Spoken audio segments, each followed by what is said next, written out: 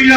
E a Bíblia mostra que ele pega a carta lá em Atos capítulo 9, com os principais e vai embora, bora juntar o povo, bora destruir, acabar com essa raça, que está falando a respeito de Jesus, que morreu e ressuscitou, já blasfêmia a nossa lei, para a nossa religiosidade. Isso aí não pode acontecer, vamos acabar com ele, bora.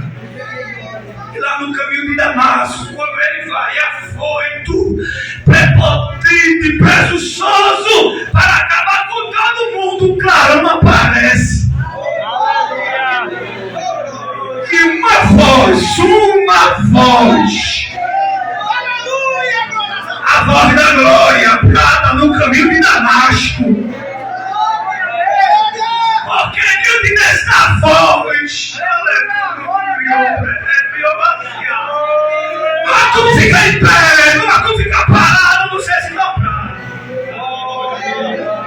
E aconteceu que ele no caminho de Damasco, o claro cercou. E uma voz bradou: Saulo, Saulo, por que me persegues? O homem era prepotente, mas diante da glória se quebrou todinho. Ficou feito na hora de terceira, quebrado, já disse: Senhor, quem és? Como se dizendo: grande és tu, eu não sou nada, tu és o meu Senhor.